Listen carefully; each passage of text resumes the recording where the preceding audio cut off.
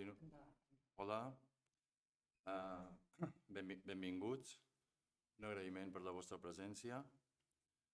Les organitzacions sindicals del transport sanitari, comissions obreres, UGT, Intersindical, CITAC, CNT, CGT i STSG i les plataformes Salvem les Ambulàncies i Tècnics en Lluita. A través d'aquest acte volem fer públic aquest manifest conjunt que tot seguit llegirà el meu company Joan Ramon. Bé, com a prèvia a la lectura del manifest us poso en antecedents. Fa gairebé 2 anys que mitjançant una proposició de llei de la CUP, entrant en seu parlamentària, es va engegar tot un procediment d'internalitzar, una proposta d'internalitzar el servei d'ambulàncies públic de Catalunya. Hi ha hagut un procés, hi ha hagut el període de ponències, la majoria de nosaltres ja hem estat cridats, hem explicat els nostres arguments. Ara, properament, hi ha el període d'esmenes, on cada grup parlamentari haurà de dir una mica la seva, i finalment la votació en seu parlamentària. Llavors, davant d'aquest esdeveniment únic, hem considerat que la lectura de fer visible el punt de vista dels treballadors i les treballadores del sector de les ambulàncies de Catalunya, i a continuació us proposo la lectura del manifest. La proposició de llei sobre la internalització del transport sanitari suposa un punt d'inflexió en el futur del sector de les ambulàncies. Ens trobem davant d'una oportunitat que no ens podem permetre deixar passar. De les més de 1.300 ambulàncies de Catalunya, més del 90% són gestionades per multinacionals i empreses privades que mitjançant la subcontractació del servei per part de la Generalitat tenen com a prioritat fer negoci d'un servei essencial per a la ciutadania.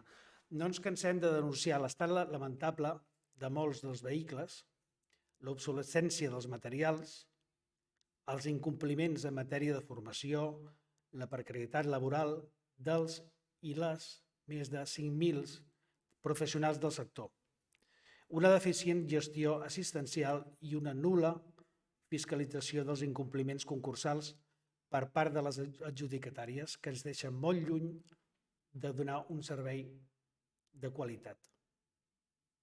La falta de compromís envers la ciutadania d'aquestes empreses ha quedat palesa infinitat de vegades, com per exemple quan es van plantejar ERTEs en plena emergència mundial per la Covid, deixant molt clar quins són els seus valors i prioritats. Com a ciutadania estem invertint recursos per tal de tenir un transport sanitari de qualitat. No podem consentir que una despesa pública de 2.000 milions d'euros, estem parlant d'un concurs públic amb la major dotació pressupostària i que ha de ser correctament fiscalitzada donats els reiterats incompliments de les pliques concursals i de les pròpies instruccions del CatSalut. Així doncs, creiem fermament que una gestió pública del servei d'ambulàncies comportarà un canvi en ferm cap a l'excel·lència, una optimització dels recursos i alhora evita el malbaratament dels diners dels calés públics. La majoria dels partits polítics representants del Parlament de Catalunya han reconegut el greuge comparatiu que existeix entre el 10% del servei d'ambulàncies públic i el 90% que resta en mans privades. El camí més curt de l'equiparació, i no ens enganyem, de les condicions laborals dels i les professionals del transport sanitari de Catalunya és la internalització. La Generalitat durant moltes legislatures ha estat incapaç de revertir la mala gestió de les empreses adjudicatàries, amb una greu afectació sobre el servei que reben els i les usuàries. I doncs bé, ha arribat el moment de dotar-nos de totes les eines i de tots els recursos per tal que la Generalitat de Catalunya, mitjançant el CatSalut i l'empresa pública SEMSA, assumeixin la totalitat del servei de les ambulàncies, tant urgent com no urgent, i tot el seu personal. Demanem a la ciutadania i als seus legítims representants, els partits polítics que ens posen a treballar conjuntament per l'excel·lència de qualitat assistencial. Per ser un país de primera, calen decisions valentes i apartar-se d'eslògans neoliberals, com per exemple la famosa frase que a les ponències ha sortit tantes vegades, la col·laboració público-privada, i que tan negativament ha incidit a la salut pública. Ara és l'hora de posar fi a la precarietat laboral i que haguem de passar vergonya davant dels usuaris per la mala gestió del servei. No permetrem que els grups polítics facin ulls clucs al moment històric que es presenta amb aquesta proposició de llei.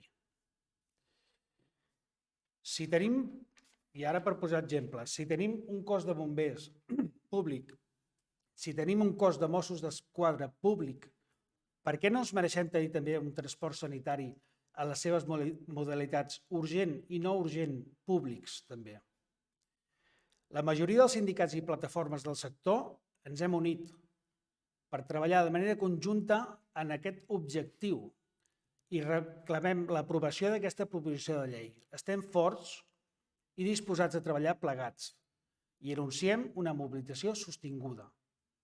Algunes comunitats autònomes ja han començat aquest procés internalitzador i Catalunya com a país i la seva ciutadania també mereixen el millor servei d'ambulàncies possible. Les treballadores i treballadors ens hi deixarem la pell perquè així sigui. Així, i per acabar, emplacem el Parlament i a la ciutadania de Catalunya en el seu conjunt a fer seves les nostres reivindicacions i apostar de manera desacomplexada per un transport sanitari públic i de qualitat. Quan el necessiteu, estareu molt orgullosos d'haver col·laborat en fer-ho possible. Gràcies. I a continuació, si teniu preguntes...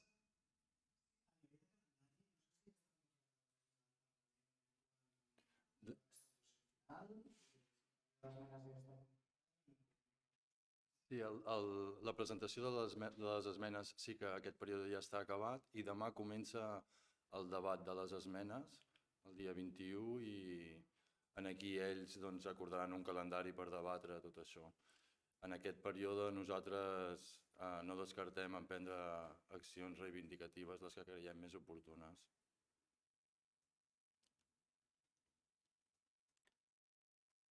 Calendari com a tal, entenem que a partir de demà, 21, s'inicia, desconeixem exactament el recorregut perquè són trobades que ha de fer el grup parlamentari de la CUP amb cadascú dels partits que han de votar a favor o en contra.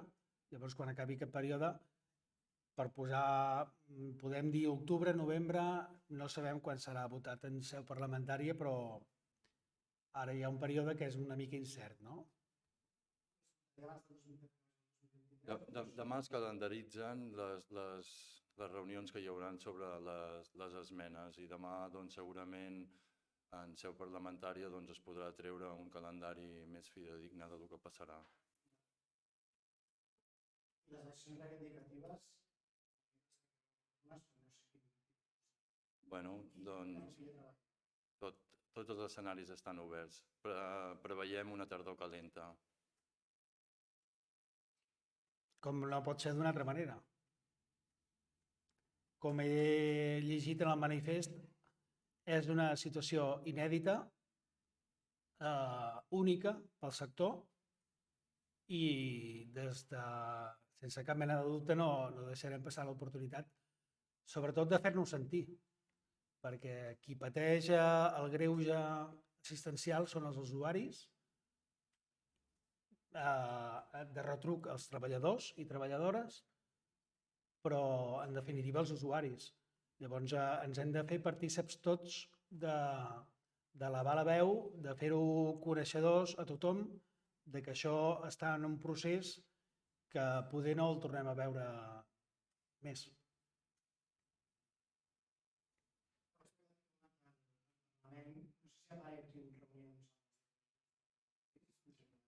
Sí. Hem tingut reunions Aquesta taula, aquesta unió sindical i de plataformes que ens presentem avui aquí, sí que hem tingut reunions amb grups parlamentaris concrets, no amb tots perquè n'hi ha algun que ja s'ha mostrat obertament en contra d'aquest procés per ideologia, però amb la pràctica, en quasi amb la totalitat dels grups parlamentaris, sí que hem tingut reunions. Sí, Vox s'ha descartat directament. Correcte, i el PP també. I el PP, Ciutadans es va manifestar de manera informal a fora de les portes del Parlament que no votaria en contra, que s'abstindria, però bueno, ens hem d'agafar la paraula del senyor Carrizosa, que així ens ho va manifestar, i la resta de grups n'hi ha que són més afins, n'hi ha que... Tot això està per veure. Ara això es dilucidarà en el període d'esmenes. Cada grup parlamentari ha presentat les seves esmenes a la proposició de llei i el que es tracta és que els grups parlamentaris arribin a un consens que pugui donar una majoria parlamentària per tal que aquesta llei tiri endavant. I nosaltres no descartem tornar-nos a reunir amb els grups parlamentaris perquè puguin fer possible la tirada endavant d'aquesta proposició de llei.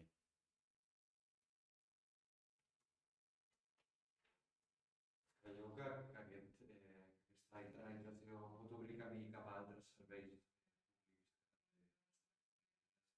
i la porta que per la internalització? És a dir, creieu que pot ser la punta de llança d'un moviment una mica més actiu? Jo crec que ja hi ha hagut la lluita del 061, no? I sí, tants altres serveis de salut pública que podrien seguir aquest camí. Evidentment que sí. Sí, i tant. De fet, el servei del 112 està de vaga. La segona vaga que fan en l'últim any i justament estan en període de vaga per l'incompliment del Departament d'Interior que es va comprometre a un calendari d'internalització del servei del 112. En aquest sentit, no som els únics que estem en aquesta situació. L'externalització del servei dels serveis essencials, com el 112, que ho gestionen empreses privades i el servei d'ambulància. En el manifest dieu que hi ha altres comunitats que volen... Sí, la Rioja i les Illes Balears ja ho han fet i després n'hi ha 4 més que són Cantàbria, Catalunya, País Basc i Navarra, que estan en el mateix momentum, diguéssim, que Catalunya, que estan treballant en fer-ho. Tenim ja l'experiència positiva d'Illes Balears i Rioja, que ja ho han portat a terme. No sé si heu parlat amb alguns sindicats allà. Sí, han vingut en el període de ponències aquí, va venir un advocat, em penso que era representant d'Illes Balears, a explicar l'experiència i està resultant positiva. Clar, s'entén molt fàcilment que si tots els recursos, en lloc d'una part, vagi destinat a beneficis privats, si tot repercuteix en el servei, doncs és molt fàcil d'entendre que tot vagi a millor.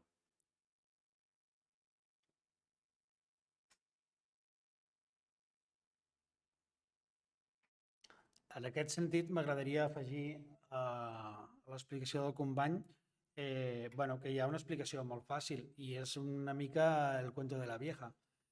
Si els calés que inverteix l'administració en donar un concurs públic de més de 2.000 milions es salta el pas de licitar el servei, tot aquest marge de benefici que s'emporten les empreses privades, això repercuteix directament a l'administració. Llavors, el cuento de la vieja és així de fàcil d'entendre, és fàcil d'aplicar. El que passa és que després hi ha els interessos que evidentment tots coneixem, que són interessos polítics, de que això es dugui a terme de manera efectiva.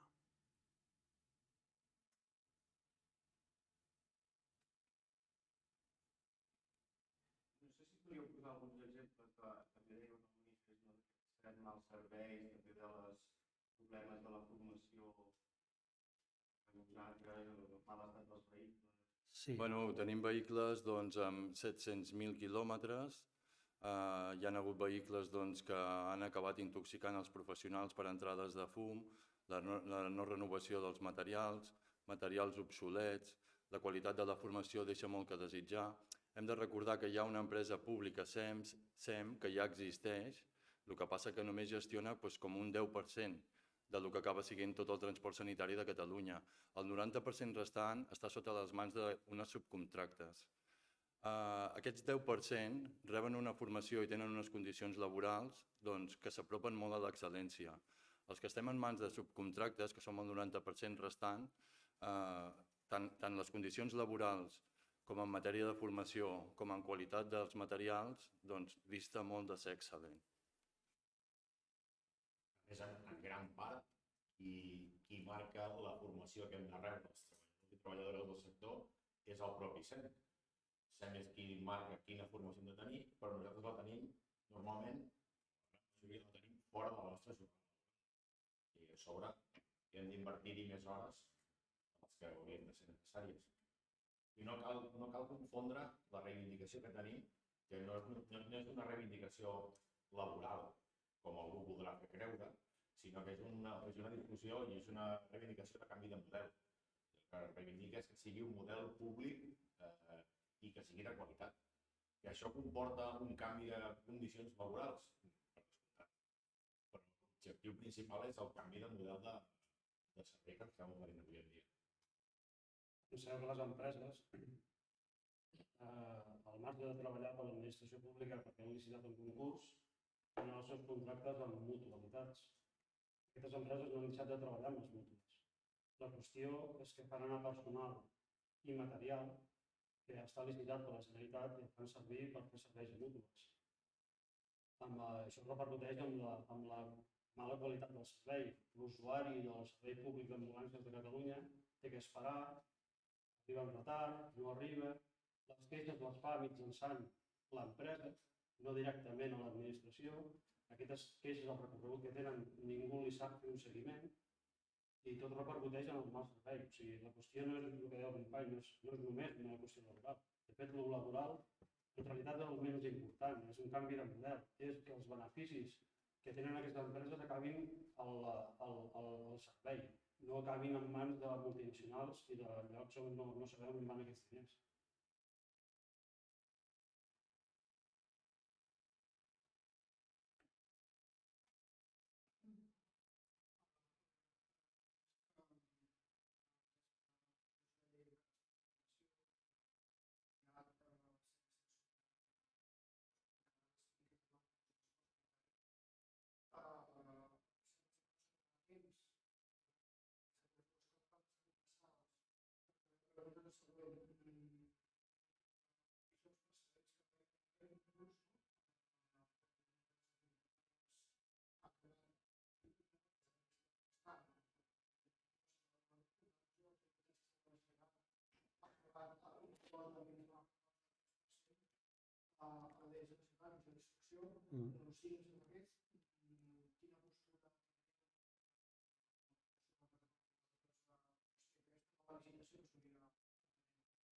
Bueno, el que està previst que surtin són les pliques concursals i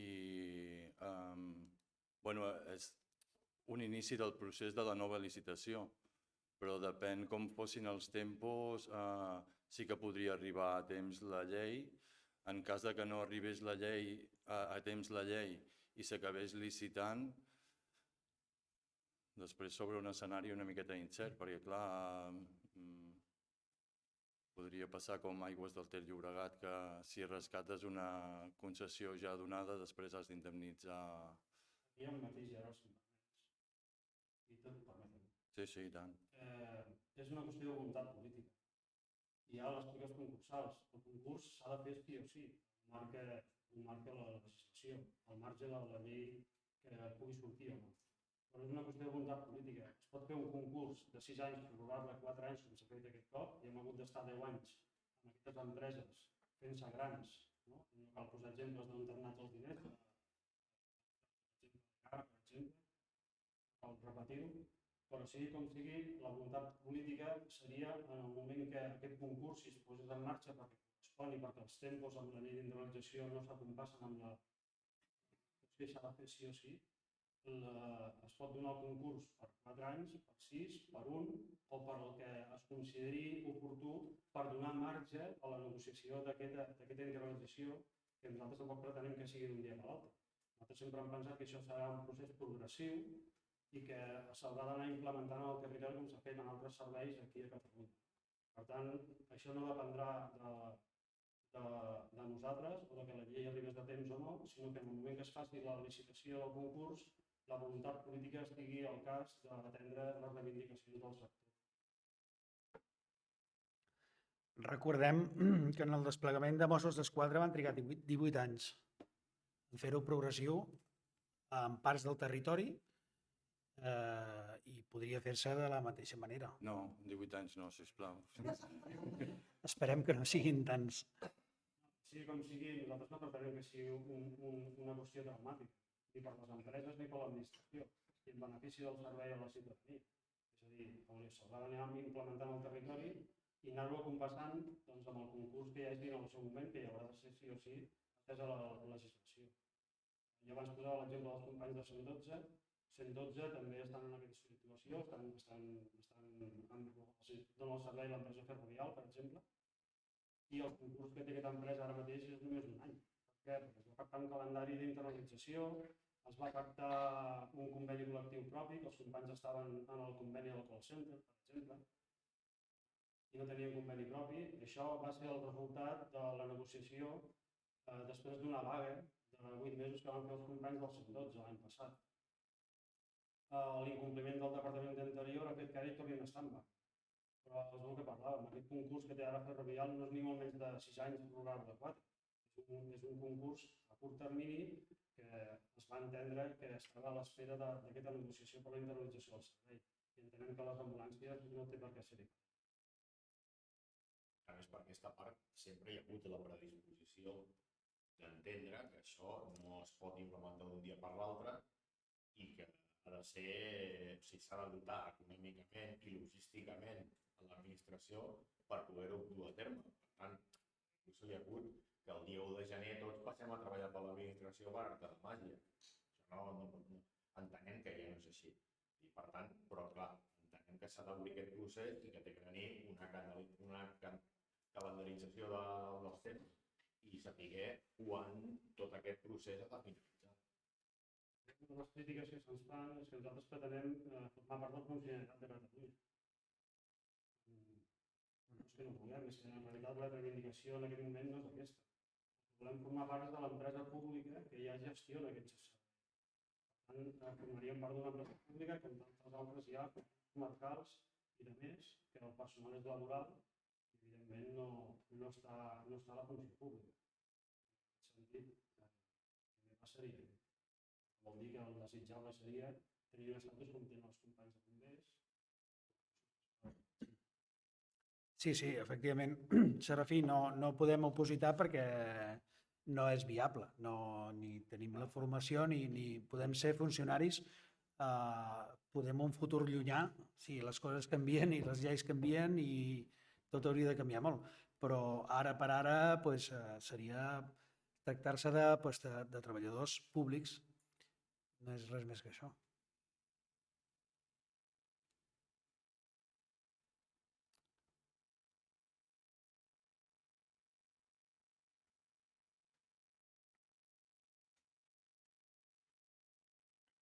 Teniu alguna pregunta més? El damunt de l'estrada de confiança. No sé com ho tens. En el món real o als mons d'IUP? Aquí si me permet un segon, si venim aquí doncs és perquè sí que les reunions que nosaltres puguem tenir amb els grups parlamentaris doncs, són polítics i en saben molt de parlar-te i de contentar-te, però a vegades hi ha partits que diuen que són d'esquerres i no ho són, saps? I apliquen polítiques doncs, igual de neoliberals. Si engeguem tot aquest moviment, doncs és una miqueta per buscar aquesta voluntat política. Recordem que aquesta proposició de llei originàriament neix de l'acord d'investidura que vam signar Esquerra Republicana amb la CUP, i en allà Esquerra Republicana es comprometia a portar aquesta proposició de llei endavant. I el que venim és això, a pressionar els grups parlamentaris, representants de la ciutadania, perquè tirin endavant aquesta llei que tant beneficiarà la ciutadania de Catalunya. I que en aquest sentit, més enllà dels grups parlamentaris, heu parlat amb el govern?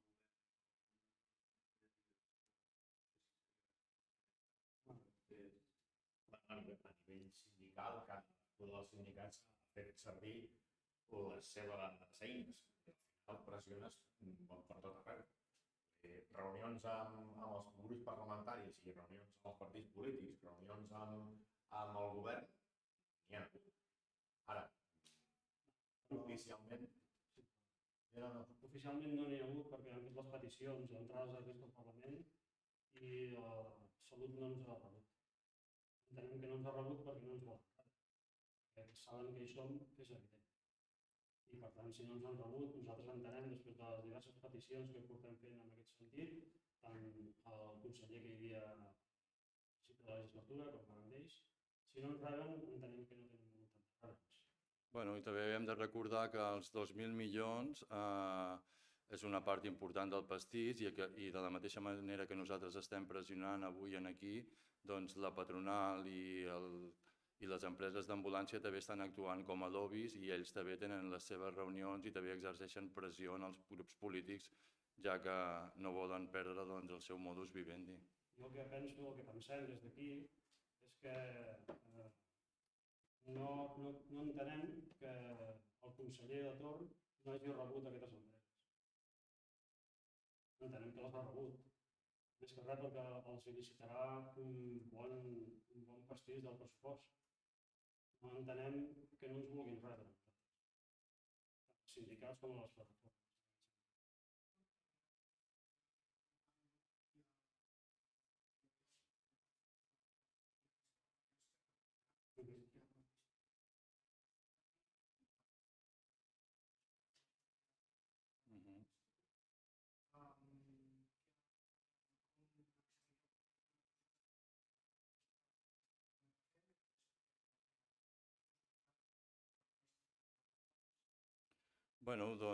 Sí que quan ens hem reunit amb ells el discurs era preciós, saps? Però per tirar aquesta llei endavant, nosaltres, sincerament, el que creiem és que hauria de ser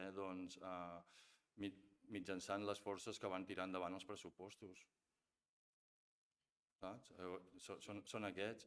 De les forces polítiques que hi ha, n'hi ha alguna que ja s'ha manifestat clarament en contra d'aquesta proposició de llei i, per tant, ja ni ha assistit a les reunions ni ha volgut saber res de tot això. Hi ha hagut, entre altres, el ponent d'aquesta llei, lògicament, que està a favor i ha manifestat la seva intenció de votar-hi a favor d'aquesta proposició, i després hi ha el grup, diguem-ne, dels diputats, estem parlant de PSC, d'Esquerra Republicana i de Junts, que diguem-ne que hi ha possibilitats que la seva iniciativa caigui cap a una banda o cap a l'altra. Tot dependrà d'aquestes esmenes que vulguin introduir, que estiguin al final, votin a favor o s'abstinguin o votin en contra d'aquesta llei. El que ens sabria greu a nosaltres és que, com que hi ha un desacord, l'acord de la legislatura, evidentment, ja no està vigent. Esquerra Republicana van trencar aquest acord, va sortir del govern. En fi, Esquerra Republicana és ara mateix l'actor polític en aquest sentit. El que no entendríem nosaltres, i entenem que la ciutadania tampoc ho podria entendre, és que es deixés de banda el servei d'ambulàncies per un càlcul polític. Un càlcul d'aritmètica parlamentària que ara no ens interessa votar amb aquest i ens interessa votar amb aquest altre.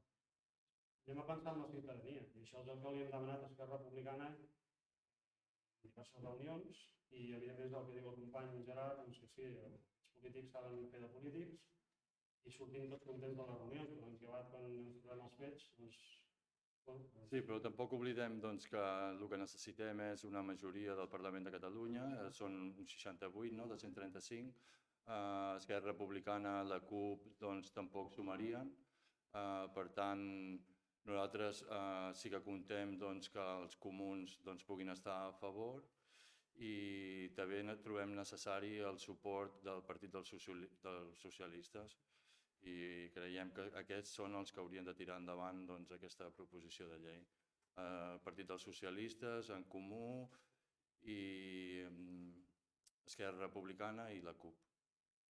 Bé, és que, a veure, al final, si nosaltres com a sindicats i plataformes, que tenim les nostres diferències, hem estat capaços de posar-nos d'acord i consensuar un discurs en pro dels serveis públics de qualitat, pensem que els representants polítics també podrien estar a l'alçada i anar tots a una, perquè al final estem parlant de serveis públics, de diners públics i de serveis a les ciutadanies. I parlem d'una ciutadania, d'un servei que parla de la salut de les persones. I la salut de les persones és un dels pilars d'aquesta societat. Sense societats sanes no podem tenir persones sanes. Sí, posant molt en valor això que diu la companya, realment aquesta unió històrica de tots els sindicats tan diferents i totes les plataformes, això és inèdit. No havia passat mai que tots ens haguéssim posat d'acord i no ens tiréssim els plats pel cap i que lluitéssim per un objectiu comú com aquest. Una concreció, segons he entès, jo, una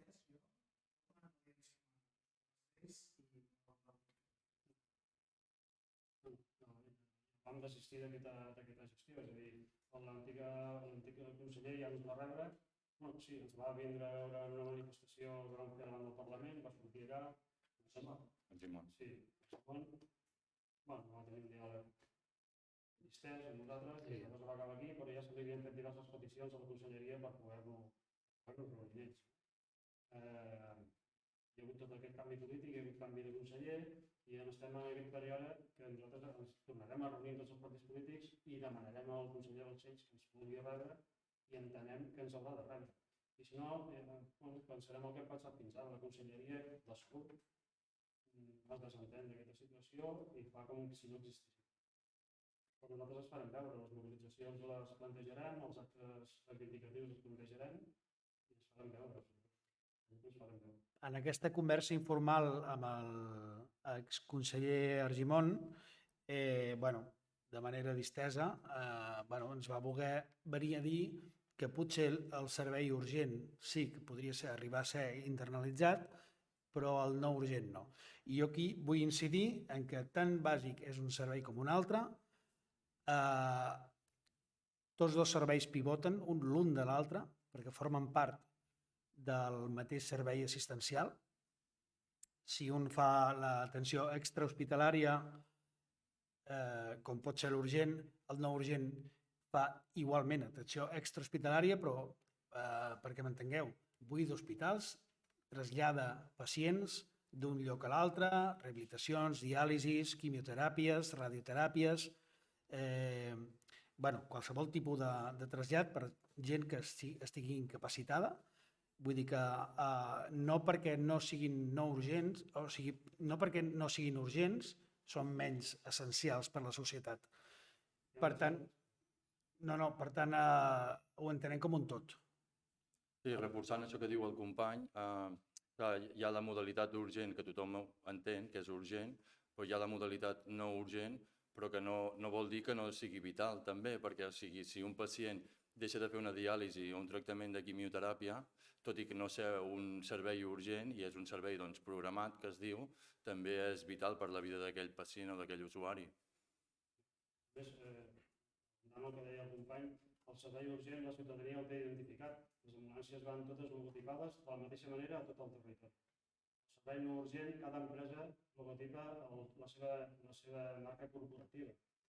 Aleshores, la ciutadania no identifica un servei, identifica una empresa que es dedica a fer un servei d'ambulàncies, que ara està davant d'una mútua i ara està davant d'un hospital. identifica un servei essencial, com deia el company, si una quimioteràpia en spa és tan vital com si no s'assisteix una parada cardiorrespiratòria. És tan vital com això. Per tant, el que també hem demanat, i això portem temps reivindicant-ho, que sigui com sigui, hi hagi internalització o no hi sigui, als plecs concursals s'exigeixi que totes les empreses logotipin els vehicles igual.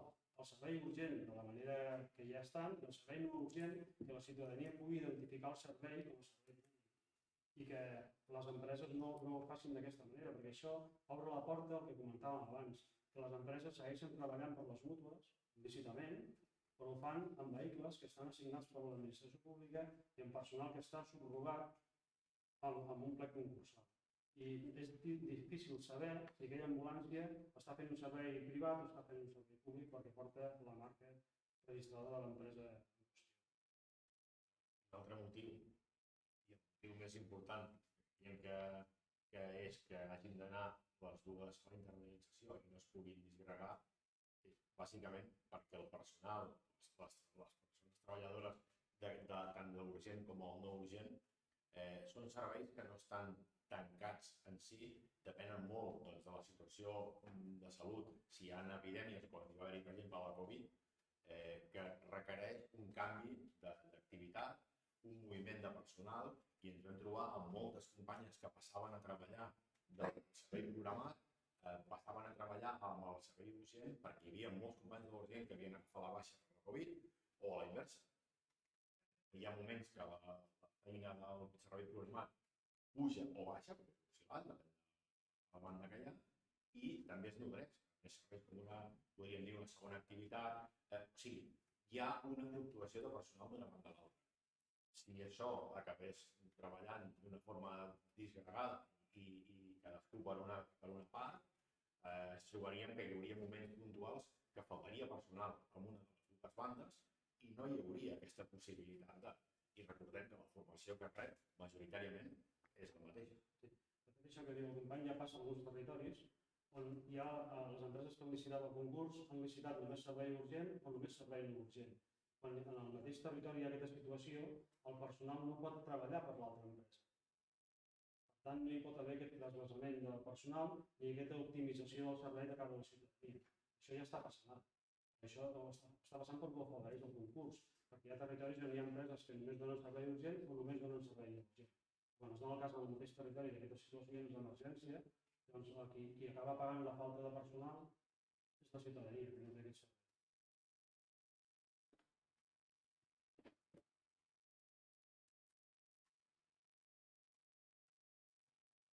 Hi ha els dos. No només també per vosaltres, sinó com a ordre. Joan Ramon. Jo actualment soc president del Sindicat del Transport Sanitari de Girona, Joan Ramon Rodríguez Cuenca.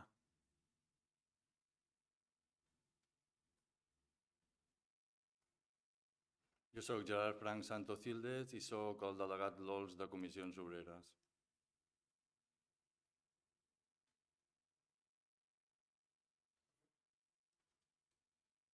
Doncs, si no teniu més preguntes, doncs, gràcies per la vostra assistència i espero que ens seguiu en les nostres lluites properes. Podríem agafar contactes, si voleu, i a la que tinguem definits... Quan tinguem la programació de les accions que volem emprendre, us avisem. Sí. Gràcies. Merci. Merci. Ho heu fet prou bé.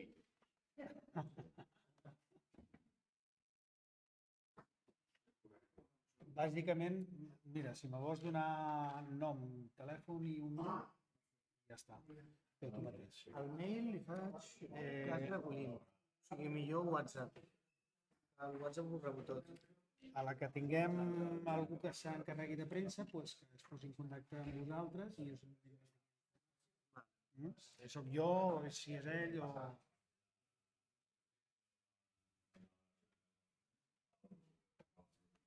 Entenc que les convocatòries són conjuntes, no? Sí. Sí. Sí, això facilita molt la feina, perquè Clar. si no... Si T'arriben inputs de 4 llocs diferents. Que no és per mencionar-vos, però vull dir que... No. És una política... Aquí la història, i sobretot de cara a les mobilitzacions que n'hi haurà, ja us ho puc assegurar, i hi haurà sonades. Depèn de com vagi, Mobilitzacions o vagues? està obert. No tenim tots els escenaris oberts. Depèn de com, de veritat, o sigui, ara la CUP també està fent les seves reunions amb els grups parlamentaris. Si dista molt d'arribar a un acord, doncs les mesures seran més contundents i no descartem també anar a la vaga. Clar. I si no, doncs escratxes dels partits polítics o tallar les rondes, tallar rondes, no descartem res. Vale. Perfecte. Però bueno, això no està definit encara. Ah, S'ha de moltejar. això no m'ha apuntat, no pateixis. Tens un mail de contacte?